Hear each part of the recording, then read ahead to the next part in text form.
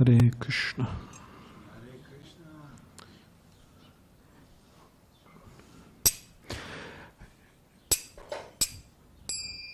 Jaya Radha Madhava Kunjabi Hari.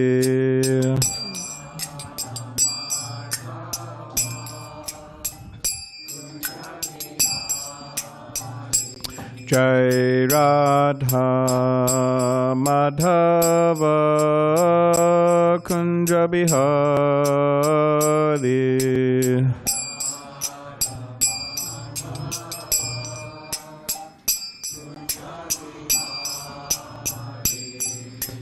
Gopi Jana Vallabha Girivaradari.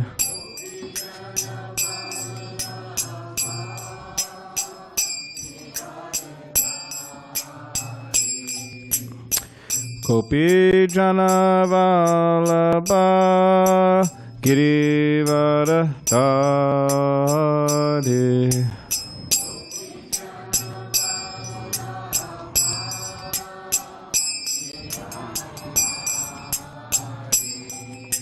Yashoda Nandana Braja Jana Ranjana.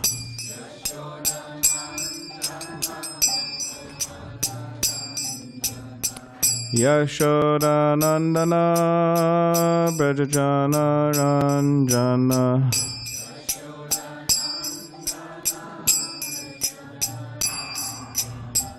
Yamuna Tiravanachari.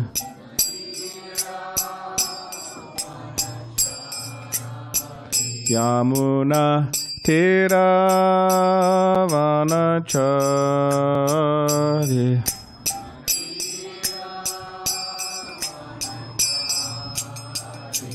Jaya Radha Madhava Kunjabi Hari.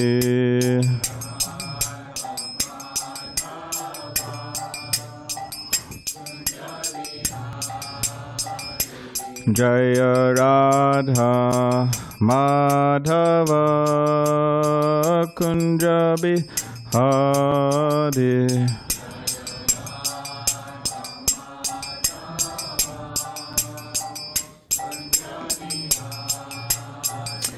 Jaya Radha Madhava Kunjabi Hari.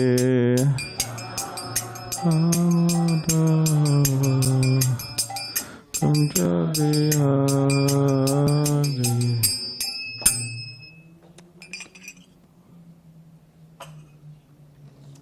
All right.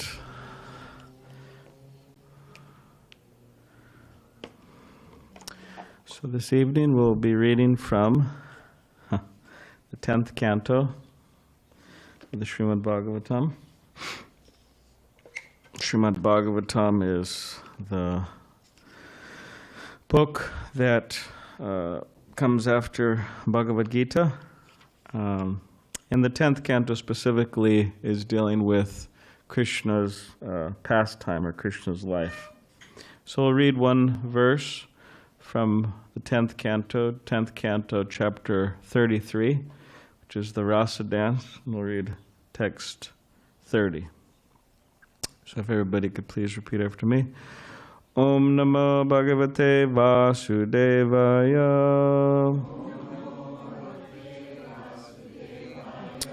Om Namo Bhagavate Vasudevaya.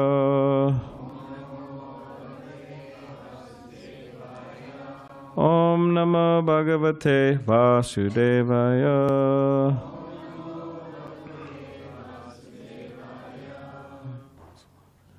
Okay. Naitat samacharej jatu manasyapi yanishvaraha vinashyat yacharan maudyad yata rudro bijam visham. Okay, translation.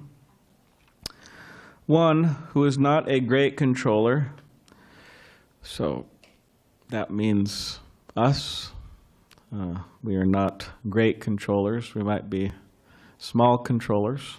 We're not great controllers. One who is not a great controller should never imitate the behavior of ruling personalities, even mentally. If out of foolishness an ordinary person does imitate such behavior, he will simply destroy himself, just as a person who is not Rudra, Shiva, would destroy himself if he tried to drink an ocean of poison. Purport. Or how about we'll do this before we continue. So if everybody could please repeat after me. One who is not a great controller should never imitate the behavior of ruling personalities, even mentally. If out of foolishness an ordinary person does imitate such behavior, he will simply destroy himself. Just as a person who is not Rudra would destroy himself if he tried to drink an ocean of poison. Purport. Lord Shiva, or Rudra, once drank an ocean of poison. Is everybody familiar with this? For the most part. So, the universe was in trouble, and Lord Shiva was called upon to solve the problem. And part of solving that problem, he had to drink an ocean of poison. So, and the result, so we won't get into that whole detail. You will find that in the 8th canto, right? We've been going through that recently in the mornings here at the temple. And the result was that an attractive blue mark appeared on his neck. So that's why Lord Shiva has that blue mark on his neck. But if we were to drink even a drop of such poison, we would die immediately. Just as we should not imitate the pastime of Shiva's, we should not imitate Lord Krishna's activities with the gopis. We should clearly understand that while Lord Krishna certainly descends to demonstrate religious principles, he also descends to demonstrate that he is God and we are not. That also must be demonstrated. The Lord enjoys with his internal potency and thus attracts us to the spiritual platform. We should not try to imitate Krishna, for we will suffer severely. Om Ganativarandasya Gananjana Shalakaya Chukshulanmaditamena Tasmai Shri Gurave Namaha Mukam Karitivachalam Pangam Langayate Gidim Yak Kripatamaham Vande Shri Gurundini Taranam Vansha Kapati Bishta Kripa Sandhubevacha Patitanam Pavanebhyo Vaishnavebhyo Ramalamaha. Jai Shri Krishna Chaitanya Prabhu Nityananda Shri Advaita Gadadhar Shivasadi Gaura Bhaktivinda Hare Krishna Krishna Krishna Hare Hare Hare Rama Rama Rama Hare Hare.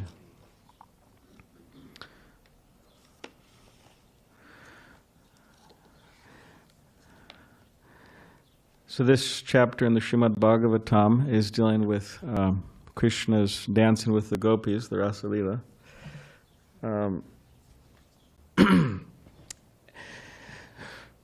And this particular verse that we just read is explaining that if an ordinary person tries to imitate the activities of Krishna, then it brings their destruction. Just as if someone tries to imitate the activities of Lord Shiva by drinking some poison, because Lord Shiva drank an ocean of poison, then they will be destroyed. So, what does this have to do with? Because I think Mukunda Charan made the announcement, something about the theme of the month being appreciating Srila Prabhupada's sacrifice. So we'll get into how this relates to this particular verse. Srila Prabhupada, the founder of the Hare Krishna movement, he sacrificed everything, every, could say, ounce of energy that he had, sacrificed his body, his mind, his words, everything, in trying to give Krishna consciousness to others, coming to America and then throughout the world spreading Krishna consciousness, which is a wonderful story in and of itself. Maybe you'll hear about it this month sometime when somebody else gives a class. But he gave everything for that purpose. And one of his missions was to destroy or dismantle or remove people's misconceptions, and specifically, you could say impersonal conceptions or conceptions based on voidism.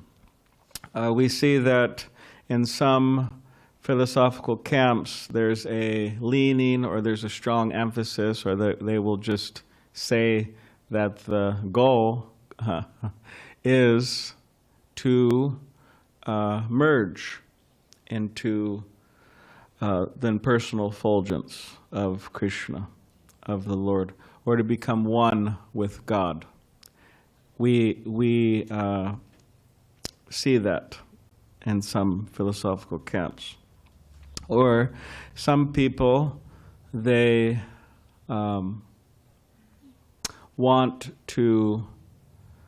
they think that after this particular life, the goal is to merge into the void or some type of nothingness. That's also there. But when we look at impersonalism, or this idea of the soul becoming God eventually, or their understanding that the soul is God, that we're God, there's some fundamental problems with that, in that there's a specific definition for God. An ordinary person cannot be God, ever. And what are some of those basic definitions? They're the 3 O's. Everybody knows about the 3 O's, right? Yeah, so what are the 3 O's? What's one of the O's, Ananda Vrindavan? Describing the personality of Godhead. What is it? Okay, 1. You're saying, okay, 1, omnipresence. So that means he's there everywhere. As Krishna explains in the Bhagavad Gita, that God, or he, is in the hearts of all living entities. And he's everywhere, actually. So yeah, he's omnipresent everywhere. What's another O? Okay, omniscient means he's all-knowing. Okay. What's omnipotent? Omnipotent, yes. He's all-powerful. So he's all-knowing, he's all-powerful. Also, very important, benevolent. He is all-merciful. That's a very important aspect. It's actually 4 O's. He's all-merciful. God is by definition merciful. And if we don't understand God to be merciful, it means we have a misconception of God.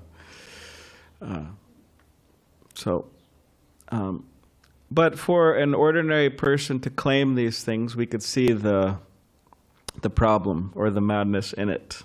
Of course, people try to very eloquently explain this in different ways, but whether put eloquently or not, there are many holes in this particular philosophy.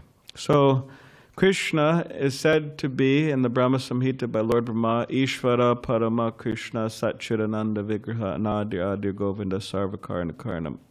He is that supreme person who has a blissful, eternal, spiritual form, full of knowledge and bliss. He's the cause of all causes. What else am I missing? Yeah, supreme controller, very important. He's the supreme controller, Krishna. So Srila Prabhupada's, one of his missions was to establish in people's minds throughout the world that Krishna is the supreme personality of Godhead. It's not me, it's not you, it's not this person or that person or whoever claims to be, but Krishna is the supreme personality of Godhead. And it presents a bit of a challenge because when people think of Krishna, if those who know about Krishna, or they think they know something about Krishna, people tend to think that Krishna is a historical personality. Krishna is a mythical, is that a word? Yeah, mythical figure, a made-up character. And even if people accept that Krishna does exist, that he's not a mythical character, that he's a historical personality, still people have a very difficult time accepting that Krishna is the Supreme Personality of Godhead. They have a difficult time with that because they tend to think that Krishna is what? It starts with an I. Inconceivable's good and partial's good, but what are some reasons that people have a hard time accepting Krishna as the Supreme Personality of Godhead? Starts with an I. I guess all of you are so pious and devotional that you can't imagine, right? Invisible?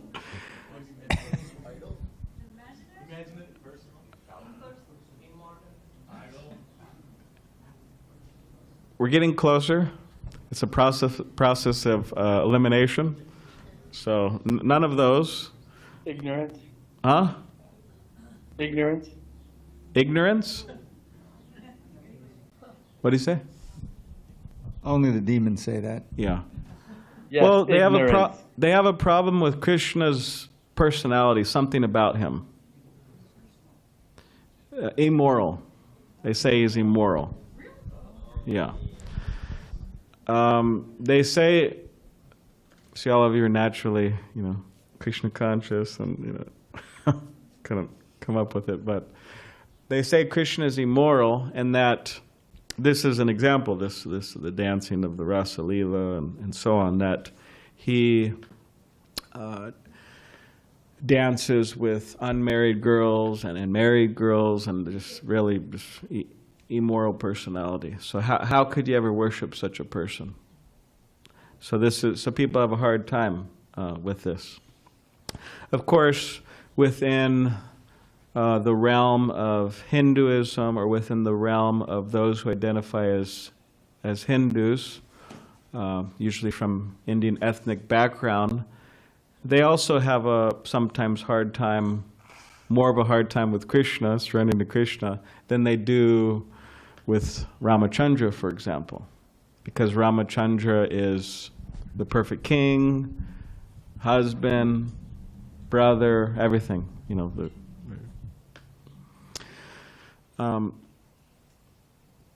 So yeah, we see this, that people have a hard time. Just like I remember there was one brahmachari here who joined the temple, and he's from San Diego.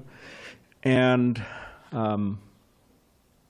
his father knew that he joined this temple, and then he went back to visit his father.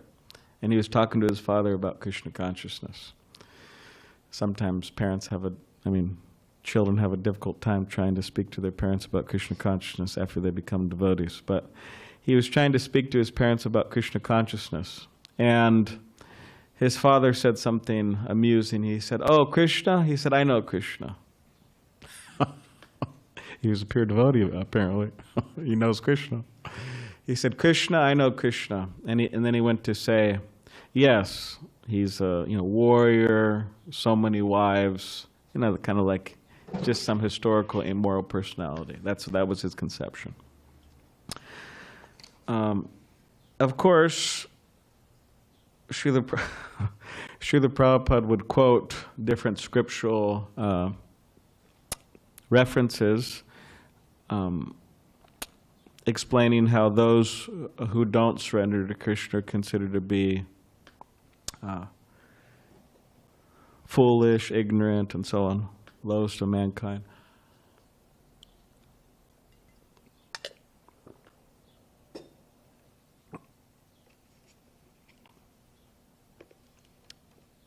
But from the perspective of a devotee, for those who actually understand, who take the trouble, Most people don't take the trouble. Those who take the trouble to try to understand Bhagavad Gita, Srimad Bhagavatam, who take the trouble to chant Hare Krishna. Of course, it seems like trouble in the beginning, but it's not trouble, actually. It's wonderful. Those who take the wonderful opportunity of understanding Bhagavad Gita, Srimad Bhagavatam, chanting the holy names, engaging themselves in Krishna consciousness, will gradually understand and be convinced that Krishna is the Supreme Personality of Godhead. And they will willingly surrender to Him out of love and devotion. And they will understand that these descriptions that people have, oh, I know Krishna, so many wives, that this is actually not a fault of Krishna. This is part of Krishna's glory. That's the thing. People, they see it as a fault. Oh, it's a big fault. No, it's not a fault. It's actually a glorious characteristic of Krishna. That, as Srila Rupa Goswami explains in the Bhakti Rasa Amrita Sindhu, that Srila Prabhupada wrote summary study, The Nectar of Devotion, that one could have different relationships with Krishna. Very nice. We can't conceive of how wonderful that is, actually. He says there's a relationship of neutrality, which some Vaishnavas don't count, but then there's a relationship of parental. One could be in a parental mood with Krishna. One can be in the mood of like a friend of Krishna, very intimate friend. One can be in the mood of a servant of Krishna. This is a typical relationship that people understand in religious circles, whether they be Abrahamic religions or other conceptions of God found in, for example, South India and so on. On reverence, it could be a servant of God. But then there's also the conjugal rasa. One can be in that mood of a lover with Krishna, which of course is extremely difficult to understand, and it is not like the romantic love in this world. There's no comparison. It's completely pure. But it's there. And Chaitanya Mahaprabhu, Krishna come again 500 years ago, he came to give these relationships of Krishna, the understanding of these relationships, and specifically, as the Chaitanya Charitamrita explains, his biography, specifically this conjugal rasa, he came to explain as the highest, actually. So Srila Prabhupada, our Srila Prabhupada, part of his glory is that Chaitanya Mahaprabhu is explained to be the most merciful for coming and giving that. So he, following Chaitanya Mahaprabhu, came out of India and all over the world and gave that. The highest understanding of God, actually, personality of Godhead. And these matters have to be approached very carefully. But although that's the case, Srila Prabhupada would warn us, don't jump to the 10th canto. And he would repeat it, don't jump to the 10th canto. Don't jump to the 10th canto, and specifically Rasa Lila section. But although he said that, what did he do? He gave a summary study of the 10th canto in the form of Krishna book, Krishna's life. And then what did he say to all of his disciples? He had thousands of disciples that were distributing millions of books, at the airports, and other places around. What did he tell them? He said, mass distribute it. It's for everybody. Because he wrote it in such a way as people have a very hard time getting the wrong idea. He wrote it very carefully. But the Rasa Lila is there in that Krishna book. It's a mass distribution book. So in this way we could appreciate the glory of Srila Prabhupada, giving us this wonderful giving us wonderful Krishna.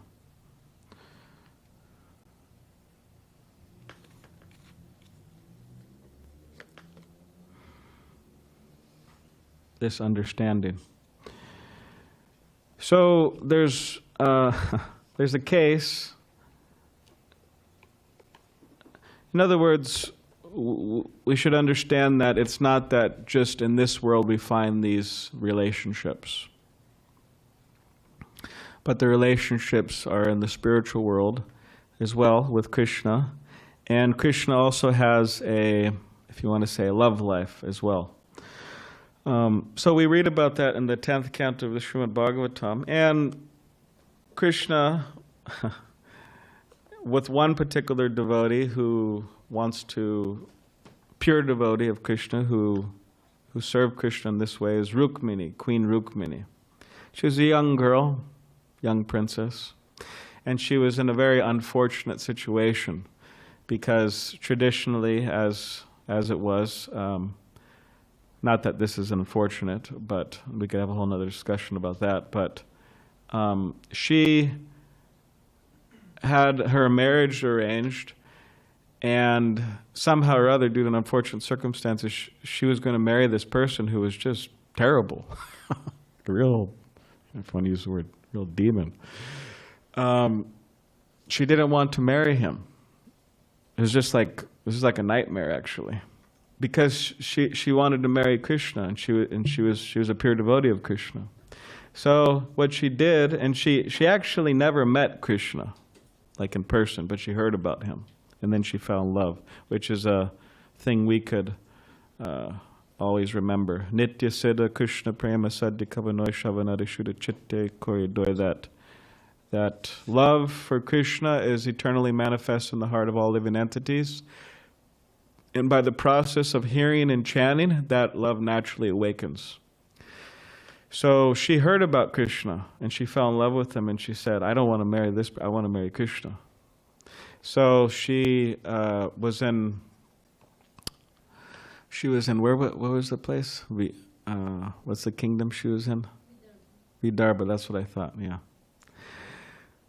Just double checking. So she was in Vidarbha, and she sent a letter to Krishna through this Brahman, this associate of Krishna. So the letter was explaining how she was in this unfortunate situation and she was going to marry this person, and she understood, but she actually wanted to marry Krishna, she wanted to marry him, and how she understood him to be the Supreme Personality of Godhead, and so on. So many glorifications are there. And time was ticking. Time was ticking. And it was actually the marriage day, of the marriage day. It was, and Krishna still didn't come. And she was thinking, oh what's going to happen to me? And so, but she was still hoping that, okay, there's still time. Even though it's the same day, there's still time. So,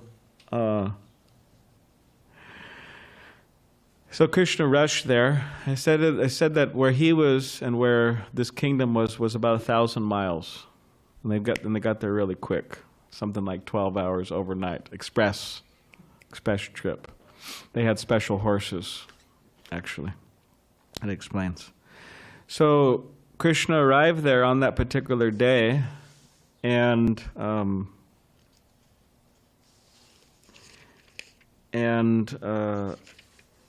I'll just read a few verses, and then we can see if there's any questions about Rukmini and Krishna.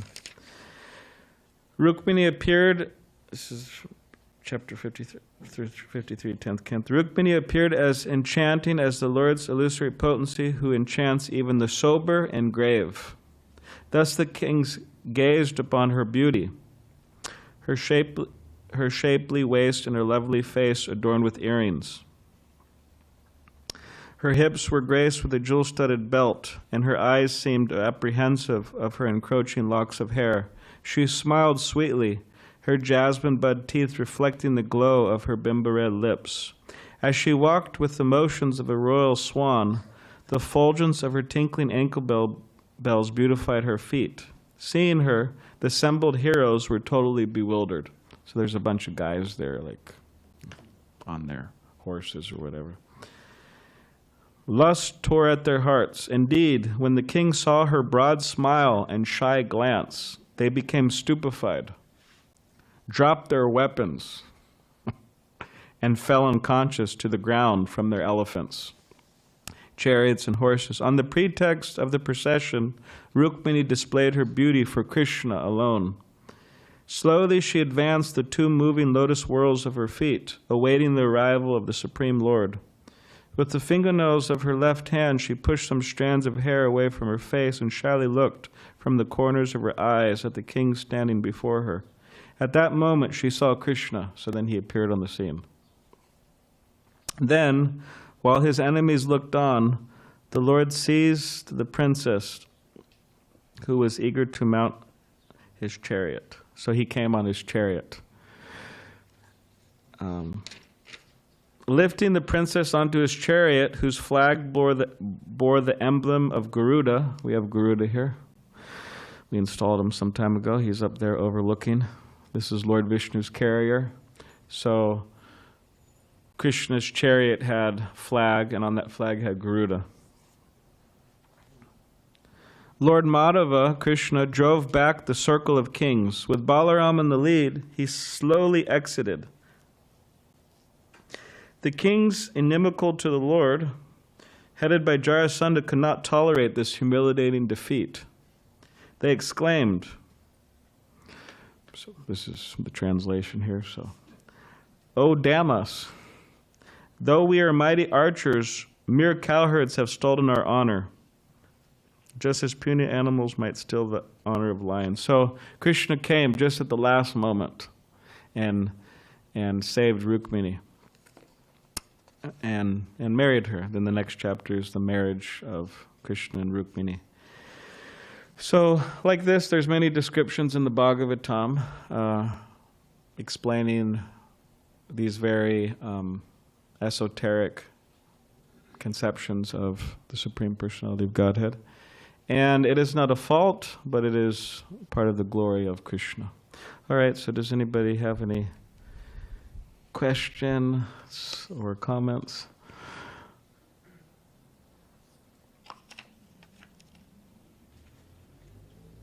Yes. They're going to pass you a mic. Hare Krishna. Great class, Balaram Prabhu. Thank you, Tishtagiridhari. So you explained that Rukmini wanted to marry Krishna. That was her desire. And then, I've heard that in the spiritual world, you can be... Can you hold a little closer? In the spiritual world, you can be like anything, blade of grass, whatever. So is that like Krishna? Who chooses that? Is that like your desire? You want to be a blade of grass? Or Krishna wants you to be a blade of grass? Like, who chooses what your position is? Because I would think everybody would want to have a conjugal relationship with Krishna, right? But not everyone has that. Yeah, not Rasa. everybody. Okay, yeah, thank you. Yeah, it says it's not that if someone's a cowherd boy, for example, or they're in the mood of a servant with Krishna or so on. It's not that they're lamenting. They're thinking, "Oh no, why am I? I wish I was in this other relationship." They're satisfied. Everybody's completely satisfied. So there's no kind of lamentation in that sense. And it's an interesting topic. And there's different camps who think different things in this regard. Because Jivara, Srupoi, Krishna, and Nityadas, we're all eternal servants of Krishna. It explains, what's the half of the verse? Oh, it's Jivara, Srupoi, Krishna, and Nityadas. What's the other half? Krishna, Tatasa, Shakti. What is it? Yeah, Beta Prakasha. So we're all eternal servants of Krishna. Hear the parrots? Just like Vrindavan, right? Need some peacocks now. Some cows. So Yeah, those are green parrots. Actually, they're not native to San Diego, but somehow or other they came, or they were let loose or something. But they've been hanging around the temple lately. So, yeah, there's different camps. They think different things. Vaishnavas. That it's interesting because we're all eternal servants of Krishna, and means there was never a time where we didn't exist. Yeah. We always existed, and will never cease to be, right? Krishna explains in the Bhagavad Gita. So the different camps, one camp thinks that that we have like an eternal relationship with Krishna that is just there, it just doesn't change. And other devotees, they may think that, well, something can be cultivated, like like right now, it could be cultivated, a particular relationship. So there's these two different ideas. Triveda Prabhu, I'd like to say something about this. My understanding is that in our sampradaya, as you quoted, Nitya Siddha Krishna Prem Sadhyakamana, and then the idea is the Swarup. Yeah. What is liberation? Mukti. There's a verse in the second canon. Mukti he panyata rupam swarupena vibhastati. That we give up all, like the bodies we all have now, assuming none of us are Nitya Siddha devotees sitting here, that this isn't our real body. This is a covering over our actual Swarup. But the process of Krishna consciousness, especially hearing and chanting and serving, awakens you to your eternal form and your eternal pastimes with Krishna. So it just so happens that many, predominantly, but not exclusively, many of the devotees who are attracted to Lord Chaitanya's line, the Gaudiya Vaishnav, are often originally in this conjugal relationship. And that's what you discover. That's what makes you more satisfied. Whereas others are completely satisfied being the parents of Krishna. Mother Yashoda has a very intense, beautiful, wonderful maternal relation with Krishna, Nanda Yashoda. And you can be in that relation with Krishna in the spiritual world. Now you'll feel more attracted to hearing those pastimes and meditating on yourself as Krishna serving that way. So at least in my understanding from Prabhupada's books is that we have that eternal relationship and we reawaken it by the process of devotional service. Now suppose, we were a cow or a tree or something. Well, remember, everything in the spiritual world is completely conscious. It's not you're some unconscious tree. Here the trees are practically, very, very covered consciousness. But the gopis are glorifying Krishna. There's various songs in the 10th canto. If you give me just 30 seconds, it says, Anucharai samanavarna taviya adipura shihivacha labuti vanacha lokati tateshu tadante venanavati gasi yadahi. Chapter 35, 10th canto. So they're back home doing their duties, but they're singing about Krishna and meditating on outside. So they say, his friends are describing his glories as they walk into the forest.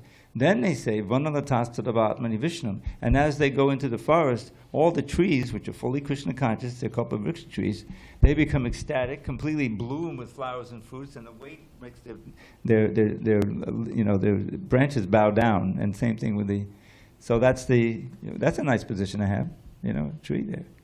But that's the idea, that you have that relationship eternally. We fell from that due to our foolishness, and now to get back there, we'll resume our eternal activity. That's the way it was understood. It's like a reawakening process.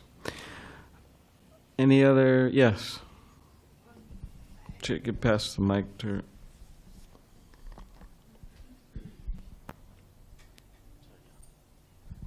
I guess what I'm looking for is whose definition of morality and immorality, because that kind of got me confused when I was listening, and I'm thinking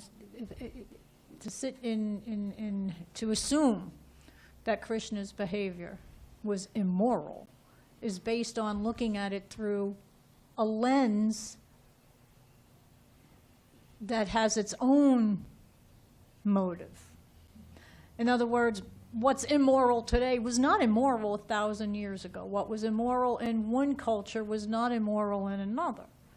And so the question of was he or wasn't he, is in and of itself, in my opinion, an immoral question, if that makes any sense, or an illogical question in many ways. Don't you? Yeah. In terms of, say, morals and so on, it is interesting because throughout human history, we've seen that what was okay and even considered normal and socially 50 years ago in America or around different parts in the world is considered at this point like completely, people would say evil and wrong. So we could see how things are always changing because when human beings are always trying to set the standards of morality and what should be done and what should not be done, then depending on what type of society as collectively people turn into, then you have certain standards. And at least from religious people or spiritual people's perspective, things could really get, out of hand, as we see as the predictions in Kali Yuga progresses. There's a lot of, things, destruction happens. So, but for devotees of Krishna, the idea is that Dharmantu Shakshat Bhagavat Pranitam, that the religious principles or the codes by which people are advised to live are given by Krishna personally. So he sets the particular standard. And it's not that everybody has to follow that, obviously, but at least his opinion and the opinion of the Vaishnavas is that if people do try to follow it to the best of their ability, then that will help them in terms of peace and happiness and reaching the ultimate goal of life. But people think of Krishna to be immoral in the sense that generally if somebody was to imitate the activities of Krishna, like in the Rasa Leela, they consider this person's immoral. But again, Krishna is the Supreme Personality of Godhead. He's the cause of all causes. He's the source of everyone. So actually everyone's coming from him. So it's not immoral. It's, he's, like for example, if someone was to say Krishna's a thief, well, Krishna owns everything. So how is he a thief? He's taking what he owns. So anyways, thank you for your comment. I hope that. Any other question or comment? Yes.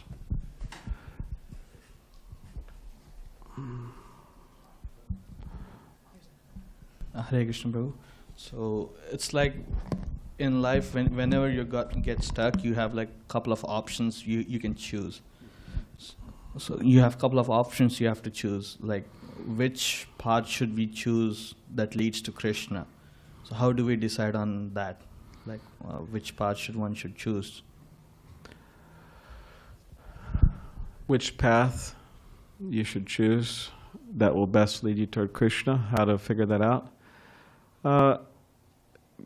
Within spiritual circles, it's advised to have a teacher or spiritual teacher, guru, in one's life, or gurus, actually, teachers, that will help us personally make decisions in our life. Of course, there's scripture, there's sadhus, there's saintly persons, but there's teachers that could help us if we're trying to attain Krishna consciousness. There's people who have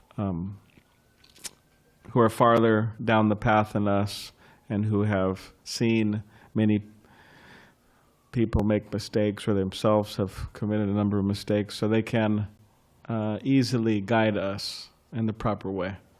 So I would just say take shelter of sadhu sangha, which means associating with saintly persons, which can give all perfection. Sadhu sangha sarva shashtra koi. Lava matu sadhu sangha sarva siddhi hoy. All right, any other? This may be a real weird. Okay, he's got a question. I'm kind of freaked out. We like weird questions. Well, yeah, but maybe. No, I'm sure it'll be fine. Depends who you ask, right? Well, it really is, because I think that it is a misconception that if Krishna did have all of these relationships, but they were not having intercourse, which is, I think, where sometimes people parse what they want to and make bad of such conversation that are, the readings in the book. Yeah. Because, thousands of wives. Is that a misconception, I wonder? Or not? Looks like Rudra Prabhu's getting the mic ready. I know my He's teacher. going like this. If you're talking about Krishna in Dwarka, right? Krishna had different pastimes. He had the pastime, in Vrindavan, then for Mathura for shortly, and then in Dwarka.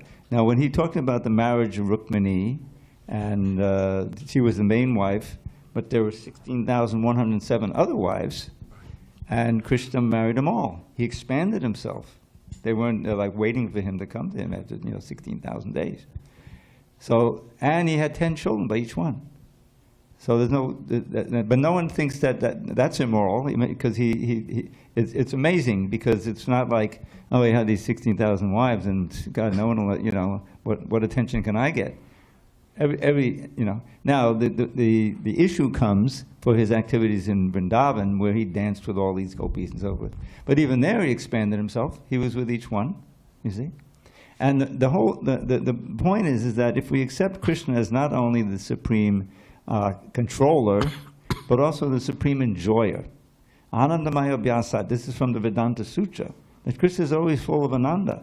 This is all lila, this is all play, that he's, and it may look immoral, but how can the one who is, it's Namantu Sakshat Bhagavad Pranidhan, he quoted, whatever Krishna says, whatever he is setting the actual religion.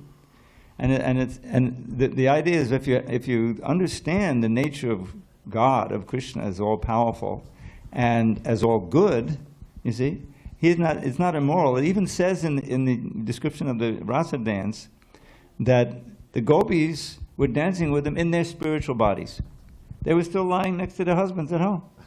The bodies were there, but they were spiritually, they were with Krishna, you see? So it's a whole different realm. You can't try to superimpose mundane morality from this world into the spiritual world. Krishna's the ultimate enjoyer, and our function as part and parcel in our role is to give Krishna pleasure. And he gets so much pleasure from this, so then if we glorify it, we distribute Krishna book, not try to imitate, but simply glorify that and glorify it in the proper way, then that gives pleasure Krishna, and we're not being immoral, and neither is he. Hare Krishna. Hare Krishna. Thank you. Okay, anyone else?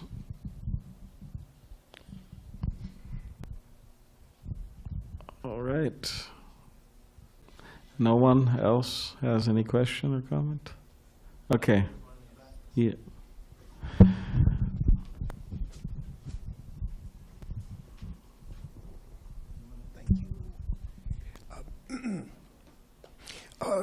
Just as a comment, I wanted to point out that the religion that has like one man and one woman, like one husband, one wife, is by and large Christianity. Judaism and Islam allow for multiple wives. And I think that that's more humane. The reason why Christians have this tradition is that it comes from the marriage laws of Augustus, which were in place at the time when Christianity was formed out of Judaism and European paganism. So, it's interesting how it all came into being, but it's, in my opinion anyways, it's more humane for a man to have more than one wife. And also common, throughout history. Yeah. But thank you for listening. Yes, thank you.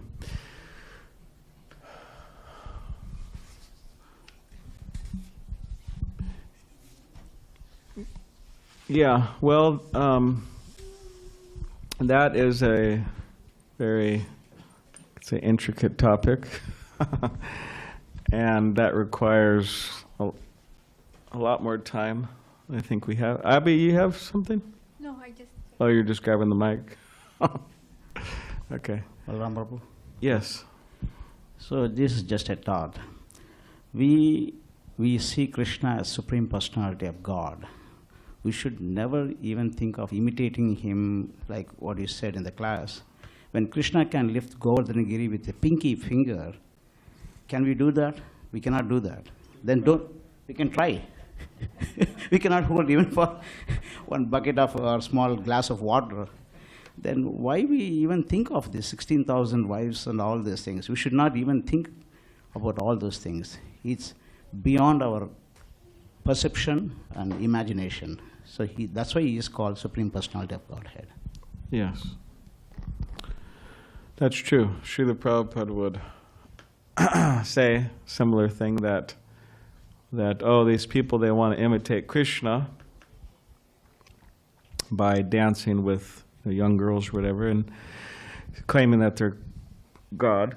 So Srila Prabhupada would say, but what about them lifting Govardhan Hill? Can they lift Govardhan Hill? Because that's also a description that Krishna lifted Govardhan Hill. Not only did he lift Govardhan Hill, but he left Govardhan Hill with his left pinky. So Hare Krishna. So, yeah. All right. Any last question or comment somebody has? Everybody's has expressed themselves satisfactorily? Okay. All right. Jai, Srila Prabhupada ki Jai, Hare Krishna. So now we will stand up and you can move our mats to the side. We'll have kirtan, about 15 minutes, and then we'll serve dinner.